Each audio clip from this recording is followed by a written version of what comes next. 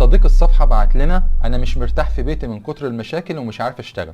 نصيحتي ليك: حل مشاكلك كلها، واللي ما تعرفش تحله تجنبه. اهم باب لازم يتحل هو بيتك، لان بيتك امانك الوحيد بعد ربنا. لكن لو انت مش مبسوط في جوازك صدقني هتكره نفسك مع الوقت. كل زوجة ولها كتالوج وطريقة تقدر تكسبها بيها وتبقى جيشك الوحيد. اهم نصيحة الحياة زوجية بدون مشاكل: التغافل، يعني كبر وطنش مادام الشيء ده ما يغضبش ربنا. ما تقفش على الواحدة وعدوا لبعض. خليك لاين في مواضع اللين وحاسم في مواضع الحسم. للاسف معظم النساء لا تعي ما تقول. النصيحة الثانية: خلي لسانك دايما حلو وانصح بحب، لان قلب الست في ودنها. النصيحة الثالثة: اتق الله فيها واحتويها وخليك في ظهرها وطيب خاطرها. النصيحة الرابعة: الدعاء، ان ربنا يحفظها ويهديها ويزيد محبتكم. نصيحة لكل زوجة: زي ما ربنا سبحانه وتعالى هيحاسب جوزك على كل تأثير، برضه كل تصرف وفعل ربنا هيحاسبك عليه، فساعتها لا ضعفك ولا هرموناتك هتشفع لك. ربنا يهدي بيوتنا جميعا. ما تنسوش دعم الفيديو باللايك والشير والاشتراك في القناة.